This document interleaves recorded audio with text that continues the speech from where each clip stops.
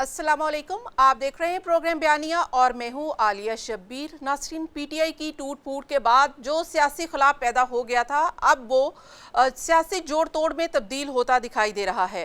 PTI के जो रहनुमा पीटीआई को छोड़कर गए थे, मुख्तलिफ ग्रुप्स बना रहे हैं और इवन के एक बहुत बड़ा रैला पीपल्स पार्टी की तरफ भी रुजू कर चुका है। लेकिन इन सब में अहम जो ग्रुप है वो जहांगीर तरीन ग्रुप है और जहांगीर तरीन ने अपनी एक पार्टी बनाने के लिए दो नाम भी सामने लेकर आए हैं और मुख्तलिफ जो सीनियर्स पीटीआई के रहनुमा हैं उनसे मुलाकात भी कर रहे हैं।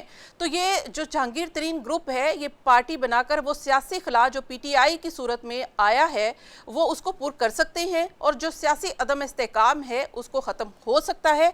आज के प्रोग्राम में इसी के ऊपर बात की जाएगी और जो पुरानी पीटीआई है उसका सियासी मुस्तकबिल अभी भी क्वेश्चन मार्क है।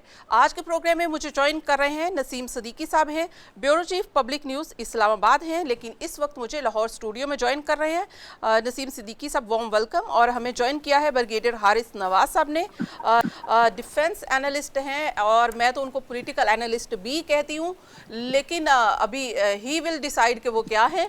और इसके साथ साथ वेलकम ब्रिगेडियर साहब। मुजम्मिल सोहरवर्दी साहब ने हमें ज्वाइन किया है, सीनियर तज्जियाकार हैं, एंकर पर्सन भी हैं। मुजम्मिल साहब, आपको भी खुश आमदीद कहती हूँ। प्रोग्राम का आगाज़ नसीम सिद्दीकी साहब से करूँगी। नसीम सिद्दीकी साहब, आप क्या समझते हैं कि पीटीआई की सूरत में जो खिला सियासी तौर पर पैदा हुआ है, ये जहांगीर तरीन ग्रुप और हम ख्याल ग्रुप ये पुर कर सकते हैं? मैं उनका मुस्तकबिल इसी तरह देखता हूँ जिस तरह एक बहुत बड़े लीडर थे, बड़े स्टॉलवर्ड थे, गुलाम मुस्तफ़ा जतोई साहब। उन्होंने भी पीपल्स पार्टी छोड़ के नेशनल पीपल्स पार्टी बनाई थी। फिर जावेद हाशमी साहब एक बहुत बड़े कद के सियासतदान हैं, बड़ी उन्होंने जेलें भी काटी हुई हैं। आपने देखा जब पार्टीज़ छोड़ते हैं, पार्टीज़ जो है पाकिस्तान में कुछ भी आप कर ले मरूसियत के साथ ही चलती है। पीपल्स पार्टी अगर आज जानी जाती है तो वो जुल्फ़िकार अली भुट्टो फैमिली के नाम से जानी जाती है और आसिफ अली जरदारी साहब और बिलावल भुट्टो साहब भी जो फैमिली पॉलिटिक्स है उसी की वजह से कायम दायम है। आप देख लें मुस्लिम लीग नून को कितनी दफ़ा तोड़ने की कोशिश की गई, लेकिन जो नवाज़ शरीफ साहब का नाम है, जो लोग नवाज़ शरीफ साहब के साथ जुड़े रहे वही आज कदावर पॉलिटिशियंस हैं। तो आप लेकिन नसीम सिद्दीकी साहब, अगर पीएमएलएन और नवाज शरीफ की पार्टी की बात की जाए तो वो तो एक ख़ानदानी सियासत है उनकी, और सिर्फ एक नहीं है, उनका पूरी की पूरी फैमिली सियासत में है। और उनका और पीटीआई का और इमरान खान का जो स्ट्रेचर है वो टोटली डिफरेंट है। आप उनको कंपेयर नहीं कर सकते। पीटीआई में तो सिर्फ इमरान खान है, अगर बाकी लोग गए तो पीटीआई तो सिर्फ वन मैन शो रह जाएगी। आपने कहा कि ख़ानदानी सियासत है, नून लीग की ख़ानदानी तो नहीं है, नवाज शरीफ से ही है ना। अब नवाज शरीफ जब मुल्क में मौजूद नहीं है तो आप देखें कि बेशक उनका ख़ानदान मौजूद है, जलसे जुलूस करें ना, ज़रा शहबाज शरीफ साहब कोई पब्लिक उसमें रैली में जाके दिखाएं। इवन मोहतरमा मरीम नवाज़ जाती हैं, कितना क्राउड पुल कर लेती हैं। असल जो ताकत का मंबा या अट्रैक्शन है मुस्लिम लीग नून के लिए वो नवाज शरीफ साहब है। आज नवाज शरीफ साहब को पाकिस्तान आने की इजाज़त मिले और वो कोई जलसा करे तो फिर आप उनको देखेंगी। तो इसी तरह पीटीआई जो है वो इमरान खान का नाम है, जो इमरान खान तो के साथ जुड़ा। बाकी सब लोग तो एक एक करके चले गए हैं, तो फिर तो वन मैन शो रह गया ना। शेख रशीद की एक पार्टी वन मैन शो है और इमरान खान की पार्टी एक वन मैन शो अब है। आप ये ज्यादती तो ना करें ना कि शेख रशीद साहब की पार्टी के साथ आप इमरान खान की पार्टी को मिला रहे हैं। इमरान खान की पार्टी की कितनी 150 से जायद नशिस्तें थी कौमी असम्बली के अंदर, जबकि शेख रशीद के पास शायद सिर्फ 2 थी, एक उनकी अपनी, एक उनके भतीजे की। जैसे बाई इलेक्शन में सारे हलकों में खुद कंटेस्ट करते थे, अब तो उनके पास कैंडिडेट ही नहीं बचे। ये तो फिर देखें ना, जिस तरह पीपल्स पार्टी जिसको टिकट दे देती है, लोग उसको जानते भी नहीं है और उसको वोट देते हैं। एक जुमला रह गया। बात यह है कि आज जो लोग छोड़ के जा रहे हैं उनमें से अगर 4-5 नाम के अलावा जब वो प्रेस कॉन्फ्रेंसिस करते लोग पूछते हैं यार ये कौन है, एक अदो पीटीआई दे विच है सन, सानू तो पता ही कोई नहीं। तो बात ये कि लाइन लगी हुई है यंगस्टर्स की और नए लोगों की, अगर मौका फेयर मिला। पार्लियामेंटेरियंस देखे ना, पंजाब से जितने भी लोगों ने छोड़ा है सारे पार्लियामेंटेरियंस थे, चाहे वो नाम तो किसी को नहीं पता ना। देखिए नाम से तो इमरान खान लोगों ने वोट तो दिए ना, ठप्पा बल्ले पे लगता है, हल्के के लोगों ने वोट तो दिए। आलिया ठप्पा बल्ले पे लगता ठीक है, शेर पे लगता है, तीर पे लगता है, तो लोगों की छोड़ने से कुछ नहीं होता। मुजम्मिल साहब, आप क्या समझते हैं कि ये PTI one man show Imran Khan है, और वो इमरान खान अगर अकेला भी वन मैन भी रह जाता है तो उसके बाद भी पीटीआई जो है वो पाकिस्तान में एक मकबूल बड़ी पार्टी है और इलेक्शन उसी तरह से जीत सकती है जैसे पहले थी? अभी ये टेस्ट इमरान खान ने दिया नहीं है। उन्होंने हमेशा विनिंग हॉर्सेस को साथ मिलाकर इलेक्शन लड़ा है। 2018 में उन्होंने पाकिस्तान सारी जमातों से विनिंग हॉर्सेस जमा किए और उन विनिंग हॉर्सेस को टिकट देकर पार्टी कारकुनों को नज़रअंदाज कर कर उन विनिंग हॉर्सेस के सर पे इलेक्शन लड़के जीते थे। अब भी वो जमशेद दस्ती को लाए और लोगों को लाए ना, देखें ना आप, जमशेद दस्ती के 2 महीने पुराने के क्लिप चलाएं तो वो इमरान खान के बारे में क्या गुफ्तगू कर रहे थे। तो इमरान खान ने हमेशा विनिंग हॉर्सेस को साथ मिलाकर पॉलिटिक्स की है और वो समझते हैं कि इलेक्शन जीतने के लिए विनिंग हॉर्सेस की एक ज़रूरत है। मसलन जब बहुत मतलब जोबन पे और नसीम सिद्दीकी साहब हमें रोज़ मकबूलियत के गीत सुनाया करते थे कि मकबूलियत अपने मेराज पर है और उसके गीत और कोरस हम इनसे सुनते थे, तो तब भी वो राजनपुर से टिकट मोहसिन लगारी को ही देते थे क्योंकि वो लगारियों की सीट है और मीना लगारी के साथ एडजस्टमेंट करा के उन्होंने वहां से किसी कारकुन को सीट नहीं दी थी। अगर उनसे नवानी नाराज हो गए थे और वो दूसरी तरफ चले गए थे तो उन्होंने उस सीट से मुस्लिम लीग नून के कैंडिडेट इरफानुल्लाह नियाजी को टिकट दे दी थी, जो फीजुल्लाह नियाजी का भाई था, रोज बुरा भला कहता था। उसने 2018 का इलेक्शन नून पे लड़ा क्योंकि उनको पता था कि मैं नवानियों के मुकाबले में अपने किसी वर्कर को टिकट दूंगा तो मैं हार सकता हूँ। लिहाजा उन्होंने जो सेकंड बेस्ट ऑप्शन थी वो उठाई, इरफानुल्लाह नियाजी, क्योंकि वहाँ हमेशा नियाजियों और नवानियों का मुकाबला रहा है। नजीबुल्लाह नियाजी भी भक्कर से इलेक्शन लड़ते रहे हैं, जो हफीजुल्लाह के भाई हैं, जीतते भी रहे हैं। तो इसलिए आज से पहले तो इमरान खान ने कभी ये टेस्ट नहीं दिया, जब वो खुद भी कहते थे कि मैं 70% पे हूँ, 2/3 मेरी जेब में है, तब भी वो विनिंग हॉर्सेस के मोहताज और विनिंग हॉर्सेस के पीछे पीछे नजर आते थे। अब अगर विनिंग हॉर्सेस चले गए हैं और नसीम सिद्दीकी साहब एक नए नैरेटिव के साथ और एक नए बयानिए के साथ हमारे सामने आए हैं कि उन सब की तो कोई ज़रूरत ही नहीं थी, वो सब पागल फजूल लोग थे, वो इमरान खान उनका मोहताज ही नहीं था, तो पता नहीं 2018 में क्यों मोहताज था, 20 में क्यों मोहताज था, 21 में क्यों मोहताज था, 22 में क्यों मोहताज था, 23 में क्यों मोहताज था, और अब वो जब चले गए हैं तो अंगूर खट्टे हैं और कि जी उनकी ज़रूरत नहीं है। तो मेरे लिए ये कोई नाकाब, क्योंकि नसीम सिद्दीकी साहब एक बहुत ही क्रिएटिव आदमी है, वो बातें जो इमरान खान को अपने दिफा में नहीं पता होती ना, ये वो निकाल कर लाते हैं। और मतलब अब इन्होंने गुलाम मुस्तफ़ा जतोई की मिसाल दी, भाई जतोई ने पीपल पार्टी को छोड़ा था तो वो वजीर आज़म बन गया था। आप मेरी बात समझे, जो पार्टी जब तोड़ी है एस्टेब्लिशमेंट ने, उसका जो धड़ा टूटा है, उसको कुछ ना कुछ मिला है, वो घर नहीं चला गया, वो धड़ा, वो बेनिफिशियरी है। जब मुस्लिम लीग नून तोड़ के काफ बनाई गई थी, फिर काफ को इक़्तिदार दिया गया था। जब पीपल्स पार्टी को तोड़ा गया था तो फिर जाम सादिक को सिंध की वजारत आला, गुलाम मुस्तफ़ा जतोई को वजारत उज़्मा, मलक मिराज खालिद को वजारत उज़्मा, खार को वफाकी वजारत, सबको बारी दी गई थी।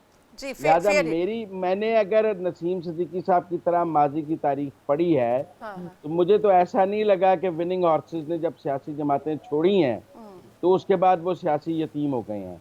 जिस जमात को उन्होंने छोड़ा है वो यतीम हो गई है। अच्छा, वो आलिया, आपको पता होगा कि इंस्ट्रक्शंस आई हैं कि एक पॉलिटिकल पार्टी के लीडर का नाम नहीं लेना, उनका नाम नहीं लेने के बजाय आज मुजम्मिल साहब ने नसीम सिद्दीकी का नाम इतनी दफा लिया है, इन्होंने खाली जगह पुर की है। जी ठीक है जी भाई, इस वक्त उनको आप लीडर नजर आ रहे हैं ना, कोई पता नहीं है कि आप भी किसी वक्त आप भी किसी ग्रुप को ज्वाइन कर लें। सोच के दो चेहरे हैं।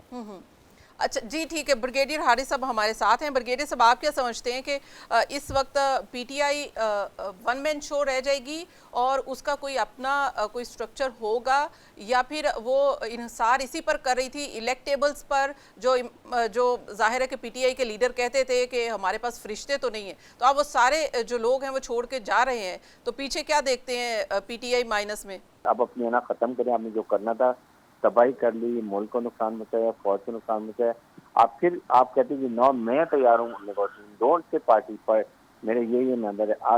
Now he has to call the party जो है प्राइम मिनिस्टर को या ये this is what my party और I have done the mistake, I have realised, I am ready for negotiation, ताकि मुल्क में एक पॉलिटिकल स्टेबिलिटी है और इस्लामिक स्टेबिलिटी, और हम आगे चलते हैं और इलेक्शन की बात करते हैं। ये नॉट डन है। लेकिन क्यों, अगर ऐसा क्यों नहीं किया गया? जाहिर है कि दानिस्ता तौर पर नहीं किया गया ना। वो इसलिए नहीं करता ना कि ही इज ईगोइस्ट, वो बड़े सख्त, ये रिजिड पॉलिटिक्स में नहीं होते हैं। हाँ, you have to be flexible, you should understand the ground reality what is happening. अब इसके बाद इस स्टेज के ऊपर लोग जाहिर है कि फिर उसके बाद इनके अपने बैगेज भी हैं, जो लोग गए हैं 90% के बीच में anti corruption special branch FIA ने इनके बहुत फाइलें बनाई हुई हैं। उनको जब बैगेज दिखाते हैं ये चीजें, तो वो खुद ब खुद कहते ठीक है जी हमें मत करें, हम छोड़ रहे हैं। ये एक इशू बना हुआ है। अभी भी मैं ये कहता हूँ कि ये चाइनीज तरीन ग्रुप को will have to work a lot. He cannot win his own seat in मेवाड़ी में अभी भी।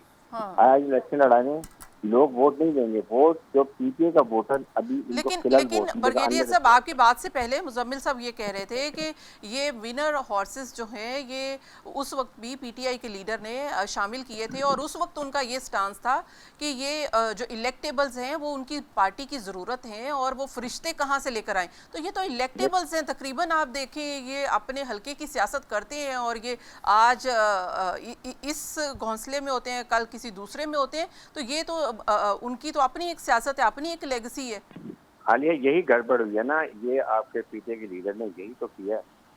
ये उन्होंने इतनी अवेयरनेस लोगों में ला के उनके दिमाग खराब कर दिए हैं कि अब वो ये इलेक्टेबल नहीं रहे। ये अभी इलेक्टेबल जो है ना वो वोट है इसका पार्टी लीडर का। इसके लिए जो लोग जैसे असद उमर टाइप लोग हैं, they will have to rehide the party. अगर इमरान को सजा होती है ये जाती, फिर लोगों में ये चाहें, उनसे बात करें, उनको समझाएं और अपनी पार्टी को रीफॉर्म करें। ये पार्टी खत्म नहीं होती कभी भी। तो जो जा रहे हैं ये तो पैराशूटर हैं, हर पार्टी में गए हैं तो उनकी इतनी वैल्यू नहीं है। जो ओरिजिनल रह जाएंगे और they will be become the real leader, उसको लोग देंगे। नहीं, अगर माइनस जो चेयरमैन होता है PTI का, तो उसके बाद से क्या PTI में बचेगा? जाहिर है कि वो लीडरशिप क्वालिटी आप किसी और में देखते हैं, आप समझते हैं कि कोई और कैरी कर सकता है। नसीम सिद्दीकी साहब, आप क्या समझते हैं कि क्या कोई अगर PTI को कोई और लीड करता है तो वो स्ट्रेचर रहेगा PTI का जो इस वक्त चेयरमैन PTI के साथ है? देखिए आपके सवाल का भी मैं जवाब दूंगा। इसी जवाब के अंदर मुजम्मिल साहब ने भी काफ़ी बातें की, बड़े मोहतरम है, मेरे दोस्त हैं, उन्होंने बात बिल्कुल सही की। देखें इलेक्टेबल्स की एक अपनी अहमियत होती है और इमरान खान साहब ने बहुत सारे इलेक्टेबल्स अपने साथ 2018 में मिलाए थे या उनके साथ मिलवाए गए थे। ये कोई ढकी छुपी बात नहीं, जिस तरह हमारी इस्टेब्लिशमेंट काम करती है आज भी कर रही है। लेकिन बात यह है कि हर इलाके के अंदर कोई एक इलेक्टेबल नहीं होता, वहाँ पे 2, 3, 4, 5 इलेक्टेबल्स होते हैं जिनके अपने वोट भी होते हैं। और फिर जो पॉपुलर पार्टी होती है जब वो उनके साथ मिल जाती है तो फिर जो है वो सीन चेंज हो जाता है। तो अभी भी जब इलेक्शन होंगे और अगर साफ और शफाफ इलेक्शन हुए तो डेफिनेटली इमरान खान साहब को अभी भी इलेक्टेबल्स चाहिए होंगे। ख़ास करके ये जो साउथ पंजाब है, इन इलाकों से दूर दराज के जो इलाके होते हैं, नून लीग को भी चाहिए होंगी। नून लीग भी हमेशा इलेक्टेबल्स की तलाश में रहती है और आजकल जिस तरह पीपल्स पार्टी भी जो है वो इलेक्टेबल्स ही अपनी तरफ लेके जा रही है ना। ये तो जब इलेक्शन का माहौल बनेगा, इलेक्शन होने वाला होगा, उस वक्त देखेंगे कि कितने लोग वापस इमरान खान के पास आते हैं और आके PTI की टिकट मांगते हैं। अच्छा, फिर बात यह कि पार्टी का एक अपना ग्लैमर होता है। जैसे मैंने पहले कहा कि जुल्फ़िकार अली भुट्टो साहब देख लें, उनको डेथ को कितना अरसा हो गया है, लेकिन आज भी उनका एक अपना ग्लैमर है। उनके नाम पे वोट पड़ता है, बेनज़ीर भुट्टो शहीद के नाम पे वोट पड़ता है, आसिफ अली जरदारी साहब को वोट नहीं पड़ता।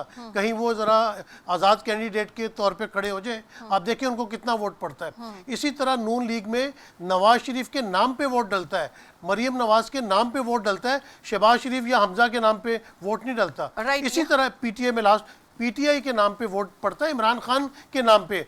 जहांगीर तरीन अगर कोई पार्टी बनाएगा तो उनकी कोई अहमियत नहीं है। नहीं, जहांगीर तरीन साहब तो देखे ना कि अपने हल्के के खुद इलेक्टेबल्स में शुमार होते हैं। कहाँ लोधरा की सीट उनका बेटा हार गया था, जी, अपनी सीट लूज की थी उन्होंने। तो चले बहरहाल देखेंगे, लेकिन मुझे जहांगीर तरीन साहब से कोई बहुत ज्यादा बड़ी उम्मीद नहीं है। जहांगीर तरीन साहब से किस किस को उम्मीदें हैं और उनकी पार्टी बनकर भी वो खुद एक्चुअली वो खुद नाहिल है, तो क्या वो नाहिली के साथ कर सकते हैं? इस पर बात करते हैं एक ब्रेक के बाद। की पहुंची वेलकम बैक नाजरीन, प्रोग्राम एक बार फिर से खुशामदीद। और अब हम बात कर रहे हैं कि जहांगीर तरीन ग्रुप के हवाले से कि जहांगीर तरीन क्या वाकई ही एक पार्टी हेड के तौर पर एक पार्टी को चलाएंगे तो वो एक कामयाब पार्टी होगी। लेकिन इससे पहले हमने देखा है कि वो किसी और लीडर को तो कामयाब बनाने में उनका बहुत बड़ा हाथ था, लेकिन अपनी पार्टी बनाकर किसी और को लीडर बनाएंगे, खुद लीड करेंगे। इसके ऊपर मुजम्मिल साहब आपकी क्या राय है कि इसको हेड कौन करने जा रहा है? कि जहांगीर तरीन साहब खुद करेंगे? वो खुद तो आर्टिकल 62 और 63 पर पूरा नहीं उतरे और वो नाहिल हो गए थे, तो अब क्या वो लीड करेंगे और लीड कर सकते हैं? और क्या या किसी और को फिर एक बार फिर वो लीडर बनाने जा रहे हैं अपने जहाज के थ्रू? ये कोई नया तजर्बा नहीं है। मुस्लिम लीग नून से एक हम हामिद नासिर चट्ठा और मंजूर वट्टू टूटे, पीपल्स पार्टी के साथ मिले। उन्होंने नून लीग, उस वक्त एस्टेब्लिशमेंट नून लीग को इक़्तिदार नहीं देना चाहती थी और पीपल्स पार्टी को भी मुकम्मल इक़्तिदार नहीं देना चाहती थी। लिहाजा एक फैक्शन उन्होंने हामिद नासिर चट्ठा के ज़ेर इंतज़ाम तोड़ा था और मंजूर वट्टू को पंजाब की वज़ारत आला, जिसमें दूसरी दफ़ा आरिफ नकवी साहब को मिली, पीपल्स पार्टी को नहीं मिल सकी। ऊपर हामिद नासिर चट्ठा की कोalition से गवर्नमेंट बनी थी और हामिद नासिर चट्ठा किंग मेकर थे। बेनज़ीर की वज़ारत उज़्मा हामिद नासिर चट्ठा की वजह से थी, ठीक है ना। इसी तरह पीपल्स पार्टी से जब धड़े टूट के आए हैं तो उन्होंने पीपल्स पार्टी को इक़्तिदार से दूर किया है और जिसको लाना चाहा जाता रहा वो मतलब जतोई साहब IDI के साथ मिल गए और जाम सादिक साहब IDI के साथ मिल गए, तो पीपल्स पार्टी के हाथ से सिंध भी गया, मरकज़ भी गया और हमने देखा कि उसका नुकसान पीपल्स पार्टी को हुआ। लेकिन आप ये तो फिर बिलीव करते हैं मुजम्मिल साहब कि ये टेम्परेरी जोड़ तोड़ है, टेम्परेरी जोड़ तोड़ है? ये इस वक्त ये वन इलेक्शन स्ट्रेटजी होती है, हमने माजी में देखा है। ये एक इलेक्शन की स्ट्रेटजी रही है हमेशा कि जो अपकमिंग इलेक्शन है उसको मैनेज करने, ये कोई लॉन्ग टर्म सोल्यूशन नहीं होता। It's a stop gap arrangement कि आप एक धड़ा किसी पार्टी में से तोड़ते हैं, उसको किसी के साथ मिलाते हैं, फिर उस पार्टी के लिए इक़्तिदार का रास्ता बनाते हैं। तो अब इक़्तिदार का रास्ता किसके लिए बनाया जा रहा है? और ये कौन लोग हैं जो बना रहे हैं? हमने इस सोल्यूशन को वन टाइम कामयाब होते मुतअद्दिद बार देखा है। आप मेरी बात समझें। पैट्रियट तोड़े उन्होंने, कोई जिसमें फैसल सालेहात, राव सिकंदर और वो सारे पीपल्स पार्टी के तोड़ के उन्होंने मीर जफरुल्लाह जमाली की वज़ारत उज़्मा का रास्ता निकाला। तो इसलिए ये कोई पहली दफा तो हो नहीं रहा कि मैं और आप हमें हो कि पता नहीं कैसे होगा। हमने ये 5-6 दफा होते देखा है और हमें पता है कैसे होता है, ठीक है ना। यानी कि आप भी इसको कह रहे हैं कि ये मुस्तकिल नहीं है कि आप किसी को माइनस कर दें, ये टेम्परेरी मुझे लगता है कि जिन लोगों को अलहदगी कराई जा रही है, एस्टेब्लिशमेंट ने उनको कभी भी लावारस नहीं छोड़ा है। उसकी एक क्रेडिबिलिटी है, पाकिस्तान की एस्टेब्लिशमेंट की पॉलिटिकल क्रेडिबिलिटी है। जो लोग उसके साथ साल से, सदियों से, नस्लों से चल रहे हैं, उनको पता है। बात कर रहे हैं कि ये एस्टेब्लिशमेंट करवा रही है, वो तो ए पॉलिटिकल तो उसी दिन से थे, बाजवा सब कह गए थे।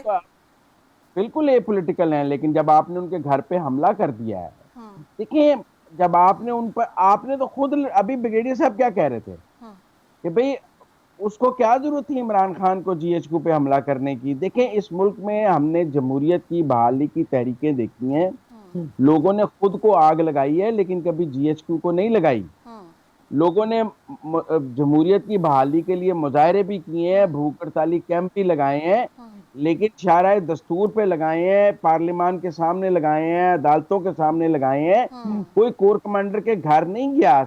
मेरा मतलब है, यहाँ नवाबजादा नसरुल्लाह की तहरीकें भी देखी हैं, सबकी तहरीकें हमने जमहूरियत की बहाली के लिए देखी हैं।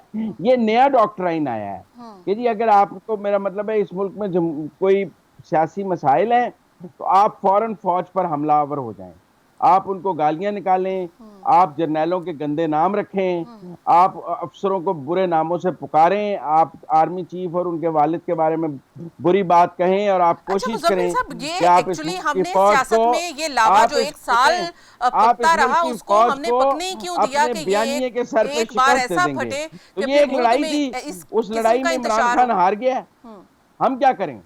देखिए ना, मैंने एक बंदे से श्रीलंका में पूछा कि श्रीलंकन सदर पर जिस दिन अवाम ने हमला किया और वो भाग गए, उस दिन कितने लोग थे कोलंबो में।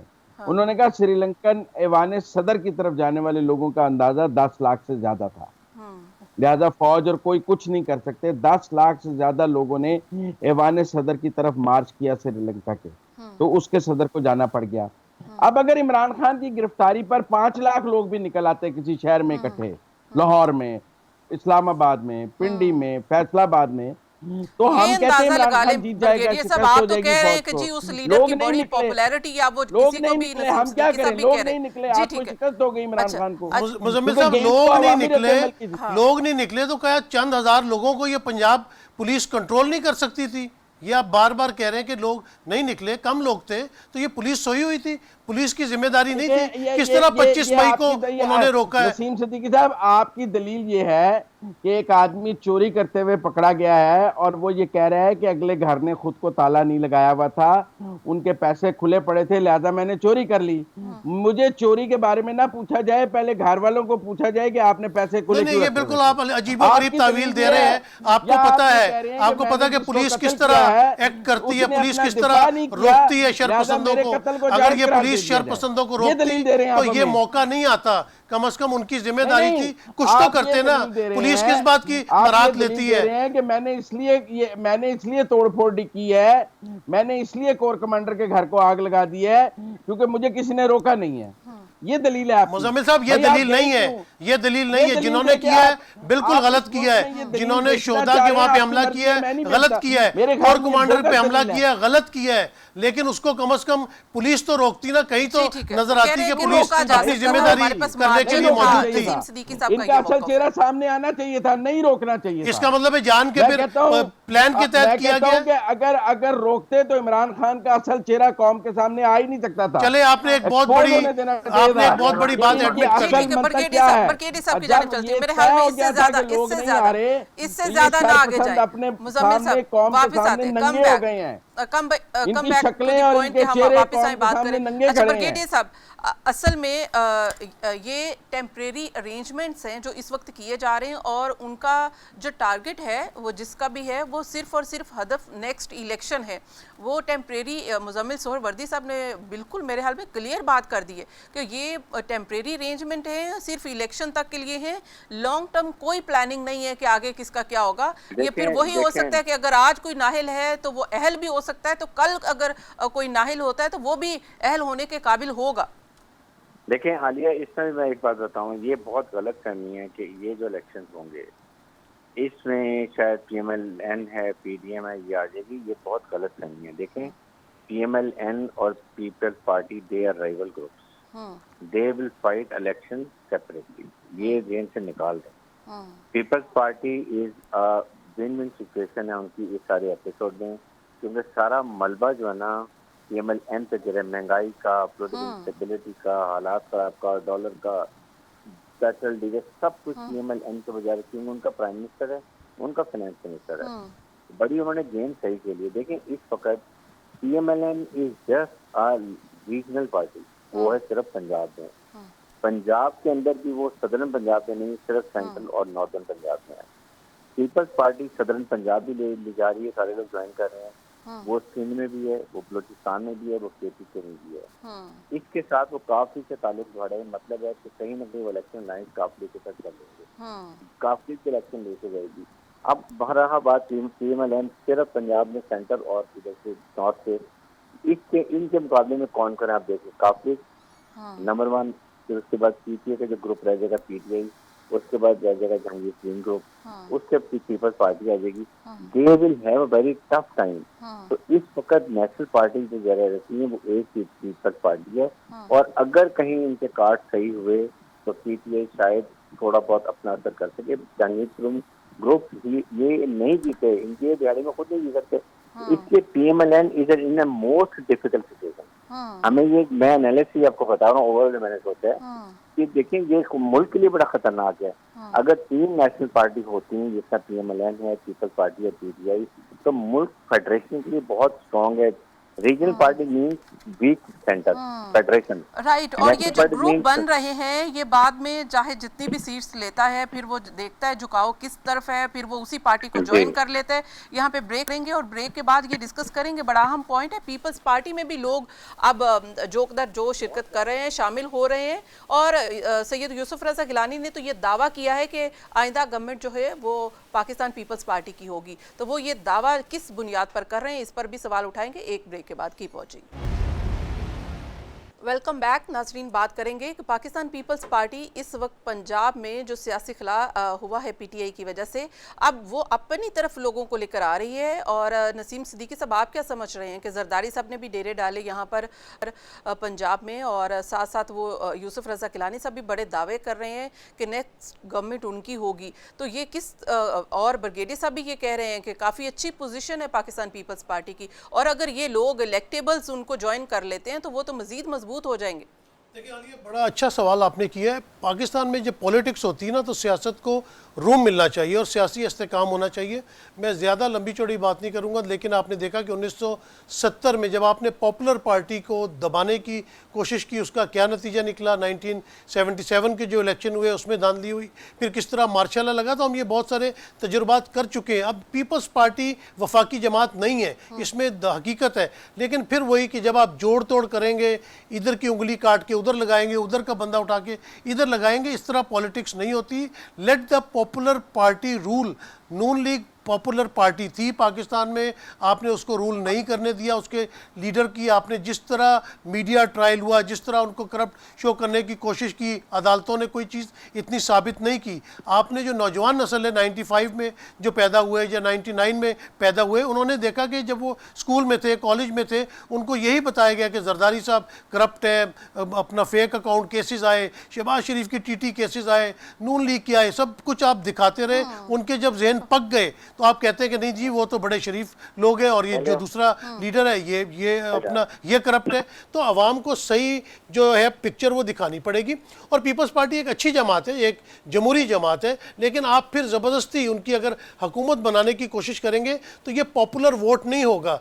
एक दफ़ा आप साफ और शफाफ इलेक्शन कराएं। जो भी पॉपुलर पार्टी आती है उसको 5 साल हुकूमत करने दें, 5 साल पूरे होने चाहिए, और उसके बाद देखना चाहिए कि फिर आवाम क्या रिएक्शन देती है। यहाँ पे तो ये होता है कि 1 साल पहले साजिश की, आपने आके अदम एतमाद लाए और हुकूमत चेंज कर दी। आवाम के अंदर गमो गुस्सा भी तो है ना, उसको कोई नहीं देखता। मैं फिर बार बार कहता हूँ कि जो 9 मई को हुआ बहुत बुरा था। जो भी कल्प्रिट्स हैं उसमें रहनुमा शामिल है, लीडर शामिल है, कारकुन शामिल है, उनको करार वाकई सज़ा मिलनी चाहिए। लेकिन हमें ये हालात भी तो देखनी चाहिए ना कि ये हालात क्यों पैदा हुए, 1 साल से क्या मामले चल रहे हैं। आइन और कानून की पार्लियामेंट पासदारी नहीं कर रही, सुप्रीम कोर्ट इलेक्शन कराने का कह रही है, आइन में 90 दिन इलेक्शन के लिए कहे गए। जब आप ये तमाम चीज़ें नहीं कहीं तो आवाम के अंदर जो एक लावा पकड़ा है, और उस लावे को अगर कोई गलत इस्तेमाल करेगा तो फिर उसमें लीडर हजरात अब की पहले तो आपने कहा शामिल साफ होते हैं। और शफाफ इलेक्शन, अब आप कह रहे हैं 90 रोज में, तो ये कंट्राडिक्शन तो है। ये हम अगर देखते हैं तो आइन में ही है कि अगर आप कहते हैं कि साफ और शफाफ भी हो और 90 रोज में भी हो, तो ये मुमकिन कैसे है? क्योंकि अगर आप 90 रोज में करवाते हैं तो पंजाब में जिसकी गवर्नमेंट होगी उसका असर वफाकी जो भी इलेक्शन होंगे उसके ऊपर पड़ेगा। क्यों होगा? इलेक्शन कमिश्नर क्या सोता रहता है पड़ा पड़ा? इलेक्शन कमिश्नर की, इलेक्शन कमीशन की क्या जिम्मेदारी है? अच्छा, साफ और शफाफ इलेक्शन कराने अरबों खरबों का बजट उन्हें मिलता है। अगर एक इलेक्शन सिस्टम इतना इलेक्शन का शफाफ है और आइन में लिखा है, आइन में लिखा है 90 रोज। अगर कोई 2 साल बाद वजीर आला असेंबली तोड़ देता है तो क्या आप 3 साल बैठ के इंतजार करते रहेंगे कि 3 साल पूरे हो तो हम एक साथ इलेक्शन करवाएं? मुजम्मिल साहब, आप क्या समझते हैं कि ये जो अभी इलेक्शन अभी नेक्स्ट होगा इस अरेंजमेंट के तहत भी होता है, तो आप किसको देखते हैं? इस वक्त पीपल्स पार्टी मकबूल हो रही है और वो अपने पार्टी में लोगों को शामिल भी कर रही है, इलेक्टेबल्स हों दूसरे हों, लेकिन पीएमएलएन जो है वो बैकफुट पर जाती हुई दिखाई दे रही है आपको? देखिए, हुकूमत बनाने के लिए 172 का फिगर चाहिए आप। अगर आपके पास एक वोट भी ज्यादा ना हो तो 172 हो तो आप अपना वजीर आजम ला सकते हैं। पीपल्स पार्टी की इस वक्त स्ट्रेंथ को 53-54 पर है। अब पंजाब के में जो साउथ पंजाब है वो पंजाब का 33% है, ठीक है ना। तो इस हिसाब से कुछ 40-45 सीटें आपको साउथ पंजाब की एमएनए की नजर आती हैं। तो 40-45 सीटों में से उसमें कुछ तो अर्बन एरिया है, मुल्तान है, ये वो जहाँ पार्टी वोट की वजह से लोग जीतते हैं, जहाँ विनिंग हॉर्सेस की सियासत नहीं है, और कुछ राजनपुर और डेरा गाजी खान आगे है जहाँ पे विनिंग हॉर्सेस की सियासत है, रहीम यार खां है। वहाँ भावलपुर में विनिंग हॉर्सेस की सियासत नहीं है, लेकिन लोधरा शोधरा में विनिंग हॉर्सेस की सियासत है। तो मैं ये समझता हूँ कि अगर हम मोहतात देखें कि जिसके साथ विनिंग हॉर्सेस साउथ पंजाब के आ जाएं, वो 15-20 सीटें, 22 सीटें, 25 सीटें, 15 से 25 के दरमियान सीटें ले लेता है। इमरान खान साहब ने को 22 एक ली थी, एक स्टेज में नून ने पूरी की पूरी 25, 26, 27 भी उठाई हैं। तो अब आगे पीपल्स पार्टी कितनी ले लेगी, मैं कुछ ज्यादा स्पेक्ट, मैं ये कहता हूँ जी वो 25 के 25 ले लेंगे, तूफान रेला चढ़ जाएगा पीपल्स पार्टी का। तो आप जमानतें जब्त हो जाएंगी पीटीआई की भी, मुल्तान में, बहावलपुर में, नून लीग का भी टके का काम नहीं रहेगा, सबके बिस्तर गोल हो जाएंगे और तीर चल जाएगा। मैं आपकी गुफ्तगू से ये मान लेता हूँ। तो फिर 53 में 25 ऐड कर लेते हैं, ठीक है ना? तो ये आप 50 और 20 70 और ये 78 हो जाएंगे, ठीक है। अब आप ये कह रहे हैं कि जी कि वो बलूचिस्तान से 5-7 सीटें और ले आएंगे, सिंध तो वो पूरा जीत ही जाएंगे ना, जैसे वो पहले जीते हैं। तो मैं समझता हूँ कि हम समझते हैं 10 सीटें कराची से भी ऐड हो जाएंगी, तो उसके बाद 88 हो जाएंगी, 10 सरहद से भी ऐड कर लेते हैं, 98 हो जाएंगी, बलूचिस्तान से भी ले लेंगे, 100 हो जाएंगी, फिर 72 कहां से आएंगी? आप समझे ना? मैंने कहा जी पीपल्स पार्टी का तूफानी रेला चला तो ये देता जो हूं। ग्रुप्स बन रहे तो हैं, फिर ये जो तूफानी इलेक्टेबल्स रेला के चला दूं ग्रुप्स ना। है, जहांगीर 3 ग्रुप्स है और काफ लीग है, फिर उसके बाद ये जो एमक्यूएम है जो हमेशा से इक्तदार की पॉलिटिक्स करती है, तो ये सारे ग्रुप्स हैं, तो वो ज्वाइन कर लेंगे। क्या क्या फॉर्मूला है? फिर आप कह रहे हैं हंग पार्लियामेंट हो, रुको, फिर आप फिर आप ये तो ना कहें पीपल्स पार्टी हुकूमत बनाएगी, फिर तो हो सकता है 20 वोटों वाला हुकूमत बना, प्राइम मिनिस्टर आ जाए। अच्छा, कोई रॉकेट 25 वोटों वाला प्राइम मिनिस्टर आ जाए। जी ठीक। आप मेरी बात समझ, ये तो हो सकता है ना कि फिर जो जिसके पास 25 वोट होंगे वो कहेगा वजीर आजम मेरा होगा। आप मेरी बात समझिए ना, हमने यहाँ 18 वोटों के साथ पंजाब में वजीर आला देखा है, ऐसी कौन सी बात है? तो फिर तो कोई अकलियती वजीर आजम भी आ सकता है हंग पार्लियामेंट में। ये कहां से जरूरी है कि अगर 80-90 सीटों के साथ पीपल्स पार्टी मेजॉरिटी पार्टी बन जाएगी? मैं कहता हूं जी मुस्लिम लीग नून का बिस्तर ही गोल हो जाएगा। 25 सीटें होंगी उनके, 32 सीटें होंगी, 40 लेकिन सीटें, फिर भी मुजम्मिल साहब ने वजीर आजम पीएमएलएन को देनी है, ठीक है। ब्रिगेडियर साहब आप इत्तेफाक करते हैं, वो कहते हैं कि पीपल्स पार्टी जितनी सीटें ले ले, आहत फिर भी जरूरत रहनी है 40 पे आ जाएगी।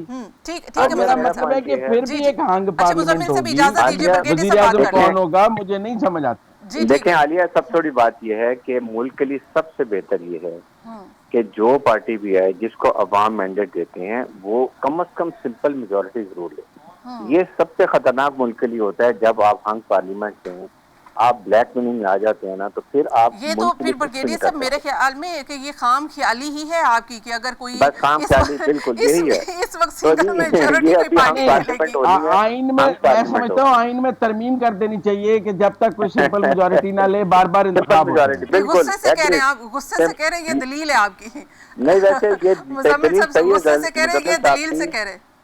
देखिए मुजम्मिल साहब की मैं ब्रिगेडियर साहब की बात को सेकंड कर रहा हूँ। हम तो आजकल कर्नल ब्रिगेडियर जनरल्स की बातों को सेकंड ही कर रहे हैं, हमारी जरूरत है उनसे इख्तलाफ करें। मैं भी ये एग्री कर रहा हूँ कि बिल्कुल आइन में तरमीम होनी चाहिए कि जो पार्टी सिंपल मेजॉरिटी ले वो ऑनेस्टली ये बहुत जरूरी है, वरना कभी हुकूमत सही काम नहीं कर सकेगी, ना अपने मैनिफेस्टो के साथ वो चल सकेगी, मजबूर हो जाती है।